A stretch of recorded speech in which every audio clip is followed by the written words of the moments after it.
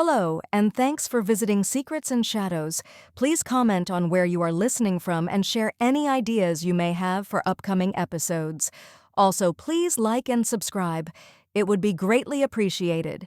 And now for our story, Glitter and Shadows. The lights of Los Angeles never went out, but for Ava Monroe, they burned hottest at 3 a.m. when she stumbled from the back entrance of the Roosevelt Hotel, sunglasses hiding eyes rimmed with mascara and secrets. The tabloids would call her America's next sweetheart, but in truth, she was already someone else's secret, one powerful enough to make her a star overnight or destroy her before the cameras ever stopped flashing. 3 months earlier, she was still waiting tables at a cramped cafe off Palisade Avenue, practicing lines in the bathroom mirror between orders. She was good at playing the part, smiling, leaning just enough to make tips grow generous, hiding the desperation that clung to every struggling actress in the city. But at night, when she stripped off her apron and walked home under the flickering neon lights, she wondered if she was fooling anyone but herself. That changed the night of the Silver Screen Foundation Gala. She'd borrowed a gown from a wardrobe girl she knew, a glittering emerald slip that clung to her curves like liquid. It was too expensive, too bold, but Ava had learned that in Hollywood, boldness was sometimes the only ticket past the velvet ropes. The ballroom was a cathedral of glass and gold, filled with men who made fortunes and women who looked like they'd been sculpted by the same surgeon's hand. Champagne floated on silver trays. Cameras flashed at the arrivals. Ava slipped through the crowd, anonymous but determined, clutching a borrowed clutch bag like it was armor. That was when she saw him. Victor Dane. Even across the room, he radiated power. The man was a legend, 6 Academy Awards, more blockbusters than she could name, and a reputation whispered about in tones both awed and fearful. He was taller than she expected, silver streaking his black hair, his tuxedo cut sharp enough to draw blood. When he laughed, the room seemed to lean toward him, and then somehow his eyes found hers. Ava froze. She knew this game. He'd glance, she'd look away, nothing more. Men like him didn't notice women like her, but he didn't look away. His gaze lingered, deliberate, the faintest curl of a smile tugging at his mouth as if he'd already decided something about her. The crowd parted as he crossed the floor. Ava's throat tightened. She told herself to move, to vanish before she embarrassed herself, but her legs betrayed her. "You're not supposed to be here," Victor said, his voice a velvet growl meant only for her. "I was invited," she lied, heart pounding. His eyes swept over her, amused. "Invited by who?" Ava's lips curved into a smile that wasn't quite hers. By destiny. For a moment, silence stretched between them. Then Victor laughed, low and dangerous, and handed her a glass of champagne from a passing tray. "You've got nerve," he said. "Hollywood eats girls like you alive." "Maybe," she said, tilting her glass against his. "But maybe I'll bite back." Their eyes locked, and Ava felt a shiver run down her spine.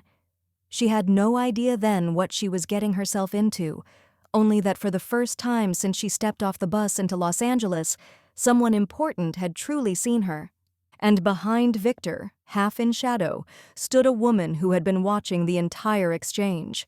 Evelyn Dane was stunning in a way that time only refined. Her black gown was as sharp as her cheekbones, her diamond necklace a crown of light. But it was her eyes that unnerved Ava. Cool, assessing, the kind of eyes that could slice through pretense. When Evelyn's gaze met hers, Ava felt an unexpected chill, as though she'd just stepped into a game she didn't know the rules to. Victor didn't look back at his wife. He leaned closer, his voice brushing her ear like a secret. "Tell me your name." "Ava," she whispered. "Ava," he repeated, savoring it. "Beautiful. You should come by my office this week. I think I might have a role for you." It was the kind of promise Ava had heard 100 times before in this city, always empty, always a prelude to disappointment.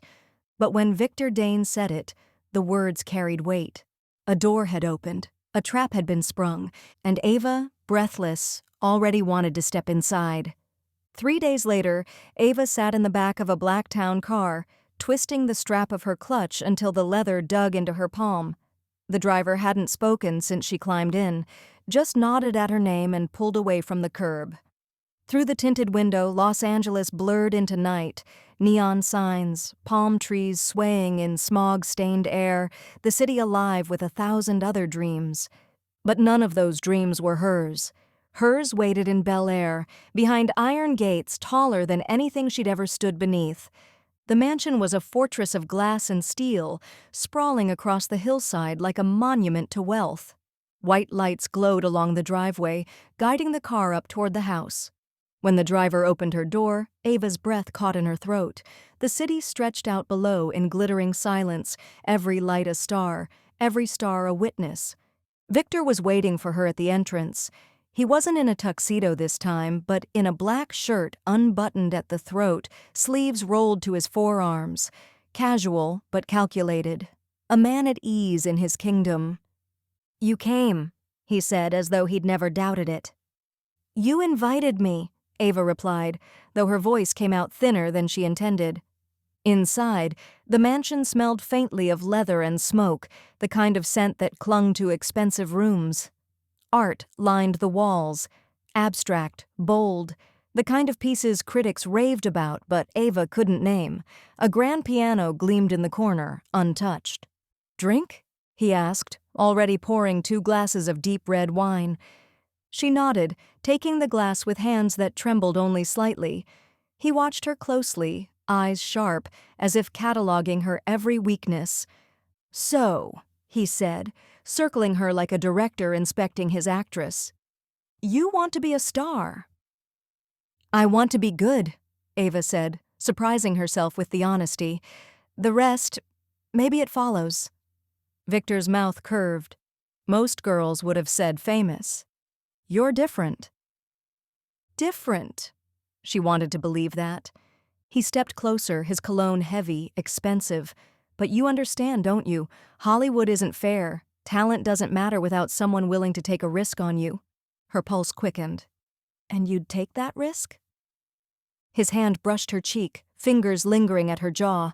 "For the right reasons." The air between them tightened, charged, like the moment before lightning struck.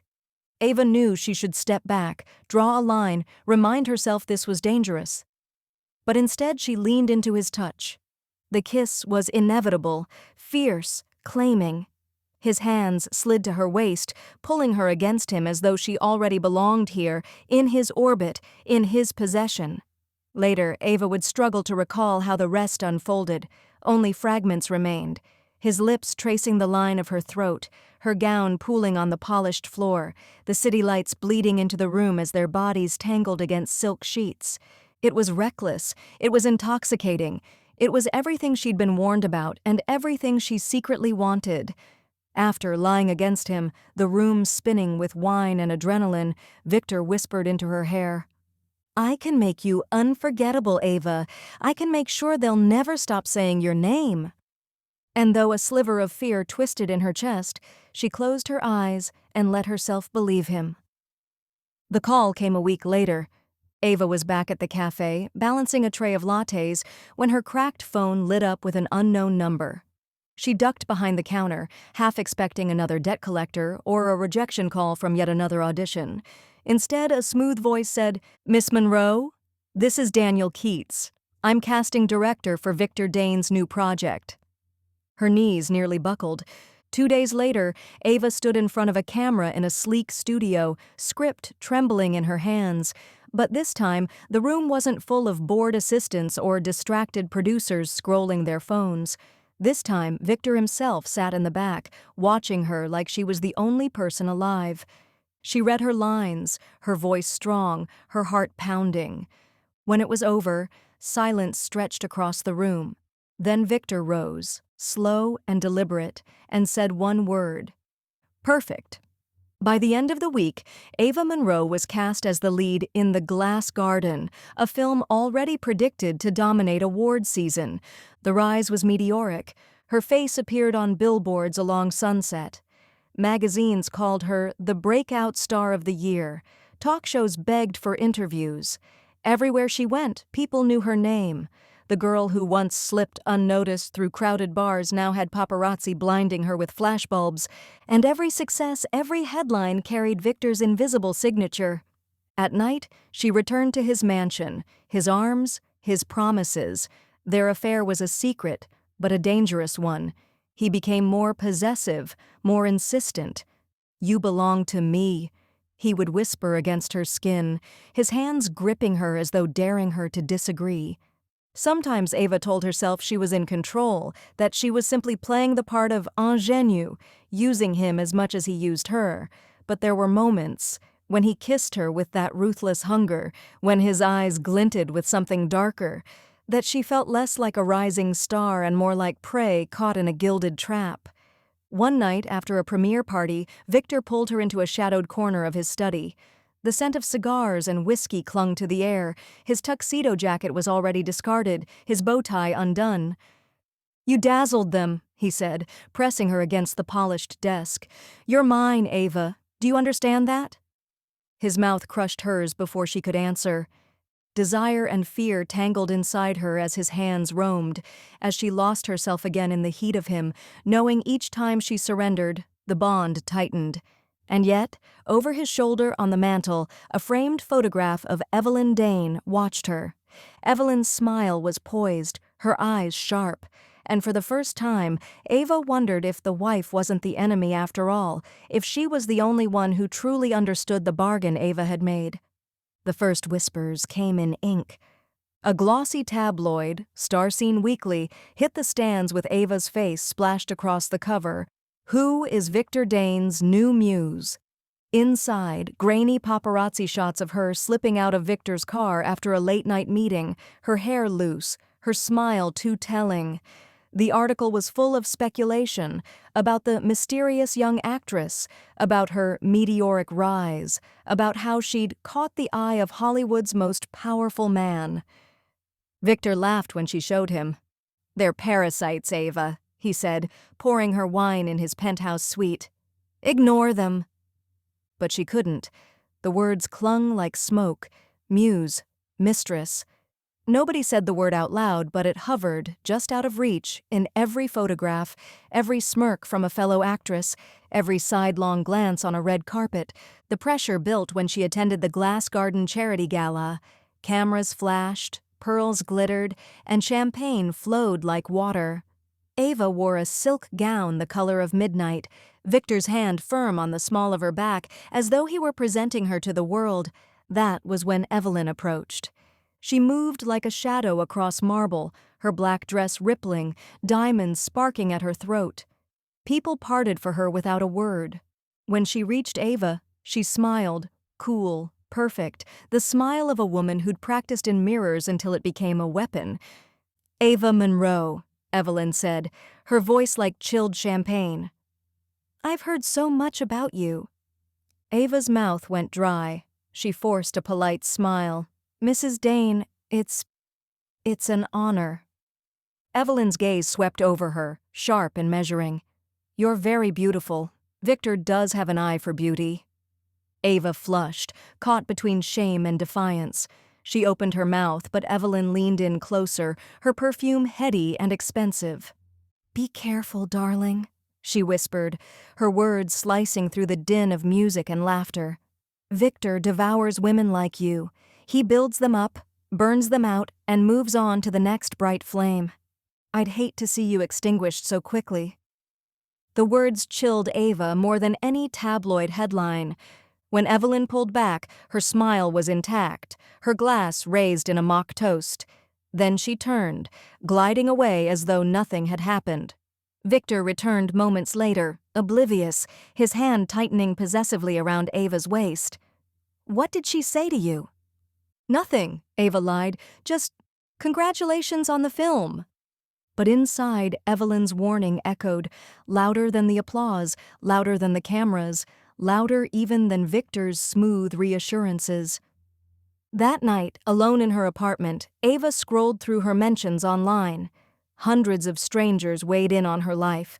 "She's just another starlet sleeping her way to the top. Victor's wife will eat her alive.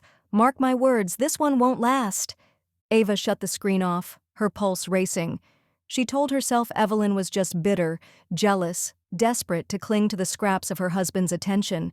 And yet, something in Evelyn's eyes had not been jealousy, it had been certainty. The news broke on a Sunday morning. Ava woke in Victor's bed, sunlight cutting through the gauzy curtains, her head still heavy with champagne from the night before. The phone on the nightstand buzzed non-stop, calls, texts, notifications piling like a tidal wave. She reached for it groggily, expecting another gossip headline, another cruel meme. Instead, the screen screamed the words in bold black letters, "Evelyn Dane found dead in Beverly Hills home." Her stomach dropped. She sat up, heart pounding, scrolling frantically.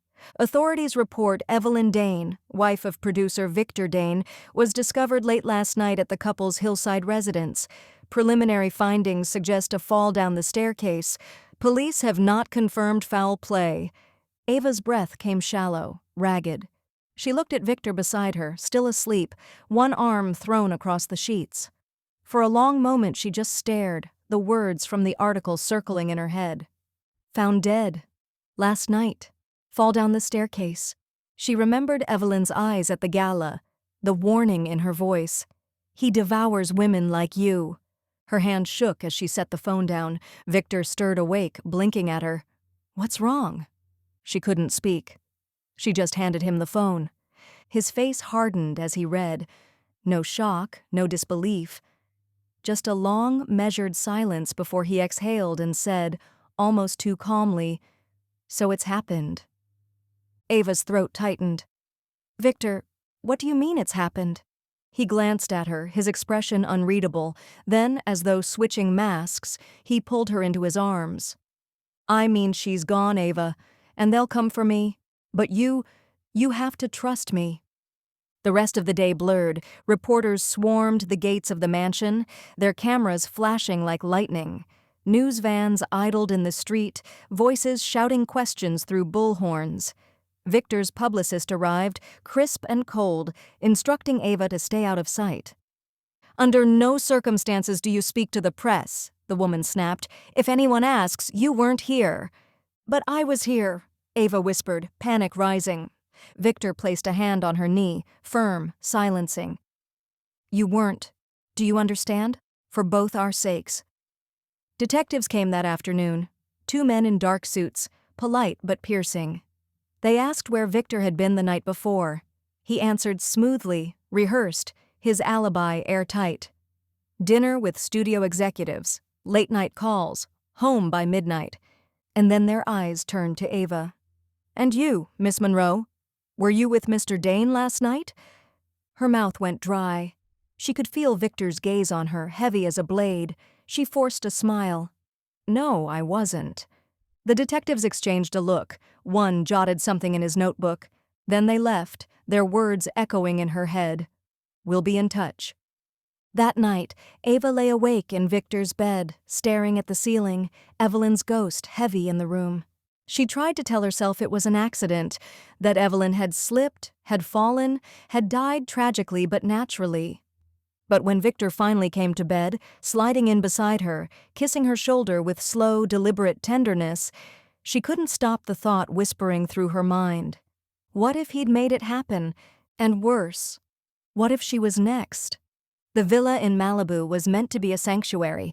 Victor's men, drivers, assistants, handlers, whisked Ava out of the city under the cover of night. Reporters were circling like vultures in Beverly Hills, but here, on the cliffs above the Pacific, the world felt quieter. The ocean stretched endless and black, waves crashing far below.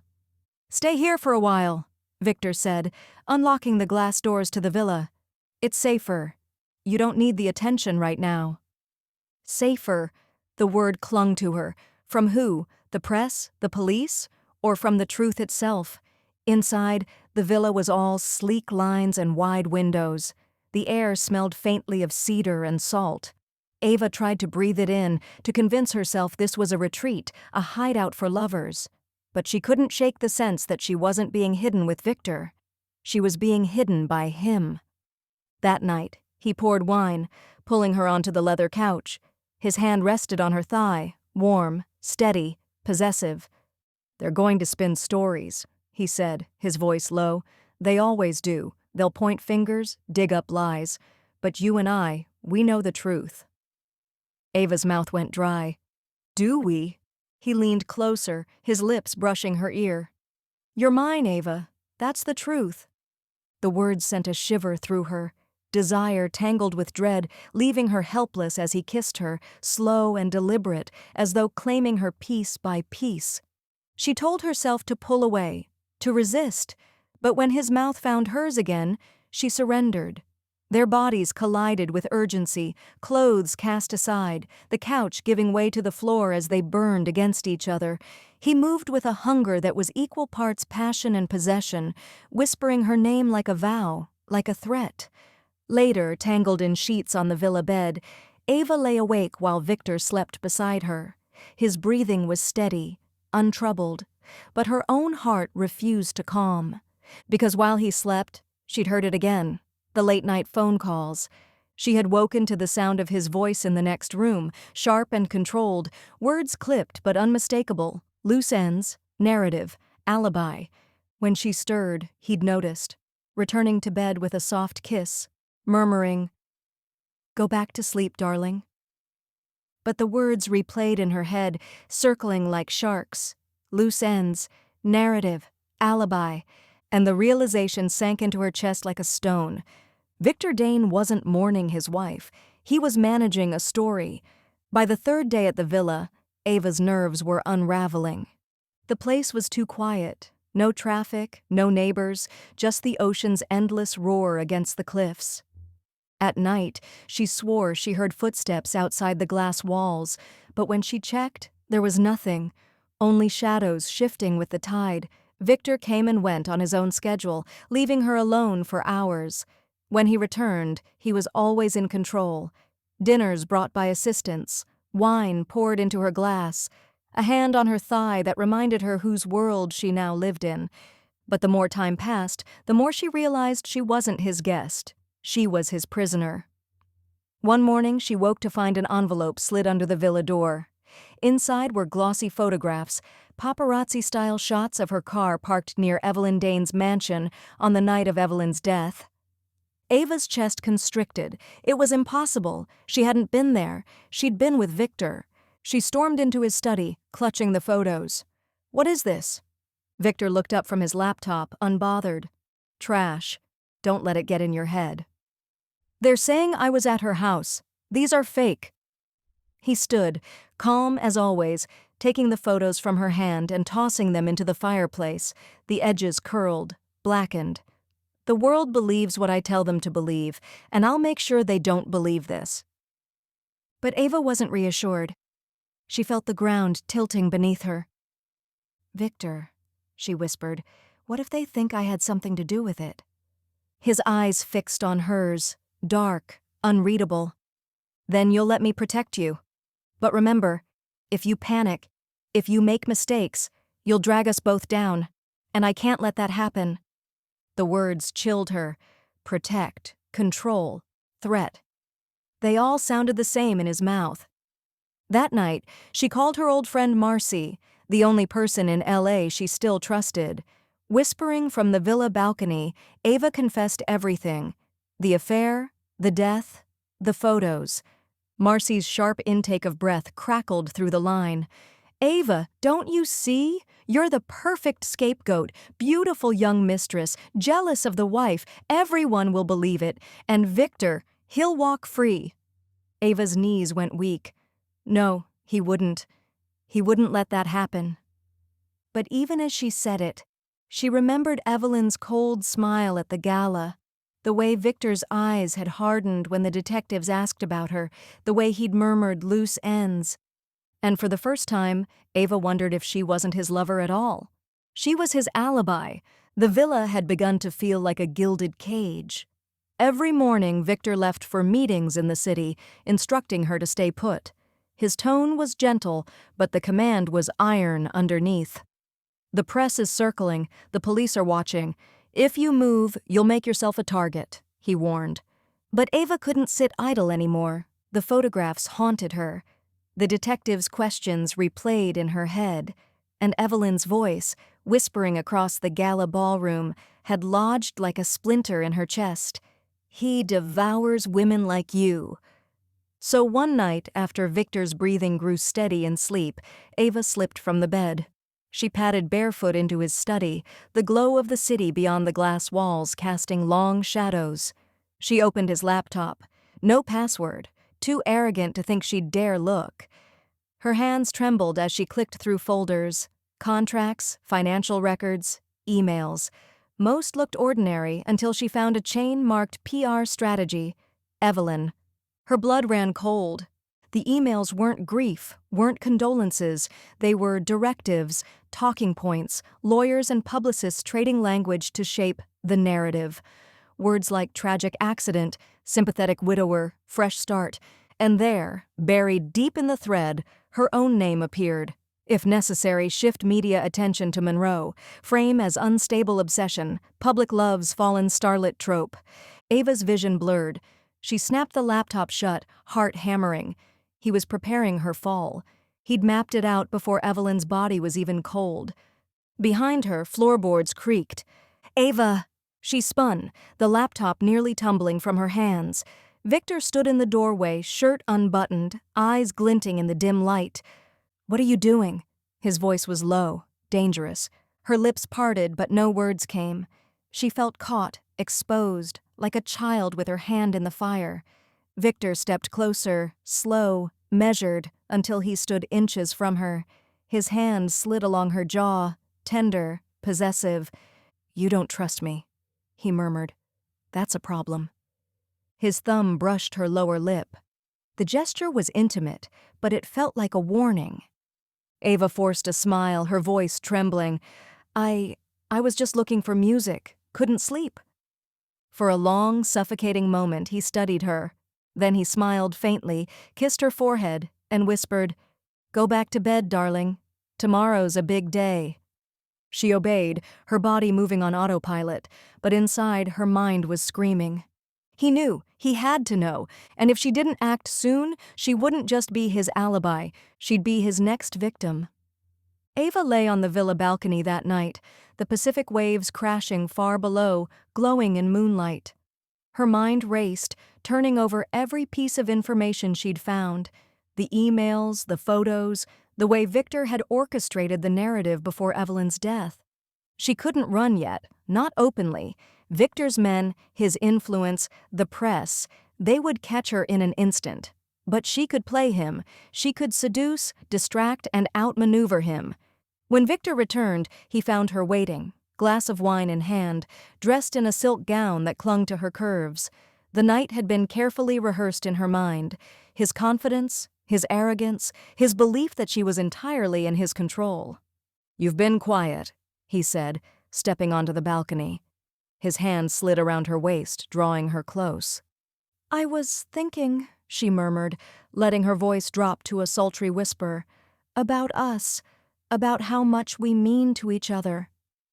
His lips brushed hers, slow, claiming, and Ava felt the familiar heat surge through her body. But beneath it, her mind was calculating, precise. She let him take the lead, let him believe she was completely under his spell. Every touch, every sigh, every whisper of desire was part of her plan. Later, in the villa's dark study, the seduction escalated. Their bodies collided with reckless hunger, passion laced with danger. Victor's hands roamed, his whispered words possessive, intoxicating. But Ava kept her mind sharp. Every kiss, every caress was a lure. When he finally pulled her close, resting his head against hers, she whispered, "I trust you completely." And then, while he slept later that night, Ava worked. Files she'd secretly copied from his laptop, emails she'd forwarded to investigative journalists she could trust. Evidence of his manipulation, of his orchestration around Evelyn's death, of the threats and alibis designed to make her the perfect scapegoat, all gone out into the world with one careful click. By morning, the villa was quiet. Victor stirred, unaware, confident in his control. The following day, the press exploded. Files leaked online, social media lit ablaze, and investigators across the city pored over the documents Ava had released. Victor's image, meticulously cultivated, began to fracture. And Ava? She stepped out into the sunlight, her hair loose, her expression calm, her secrets hidden behind a smile. She was free. But she had changed. The innocence of the girl who arrived at his mansion was gone, replaced by someone sharper, someone who had survived fire without being burned. The city of Los Angeles was buzzing like a live wire. Headlines screamed, flashing across screens and social media feeds. Victor Dane, under investigation. Emails reveal manipulation, possible foul play. Hollywood mogul's wife dies, mistress leaks evidence. Ava Monroe sat in her apartment, watching the chaos unfold from the safety of her building high above the city. The villa was empty now, Victor detained, his empire cracking under the weight of the truth she'd revealed. She had escaped, but the victory tasted bittersweet. Red carpet season arrived, and with it, the premiere of The Glass Garden. Cameras flashed, voices shouted, and reporters pressed for statements. Ava emerged from the limo in a gown of midnight blue, the fabric hugging her like liquid. Flashbulbs exploded around her, the world clamoring to capture the woman who had toppled a king. Questions rained down. Did you love him? Did you kill Evelyn? Were you complicit? Ava smiled faintly, lips curved just enough to be enigmatic. Her eyes were unreadable, secrets safe behind the calm exterior. Some whispered that she was the ultimate femme fatale. Others called her a survivor, a young woman who had played a dangerous game and lived. Inside, she didn't feel like a star. She felt like someone reborn. Every step on the red carpet was a reclaiming of herself, not just a career, but her identity. She had walked into Victor Dane's world, and now she was walking out on her own terms. Later, in the quiet of her apartment, Ava allowed herself a long breath. The city stretched below her, endless and electric. She thought of Evelyn Dane, of Victor's predatory control, of the nights when fear and desire had twisted together into something she almost couldn't survive. She had survived, and now she could choose.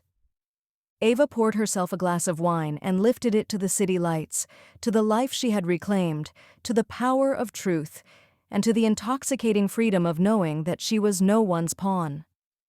Tomorrow, the world would continue to spin with rumors, gossip, and scandal.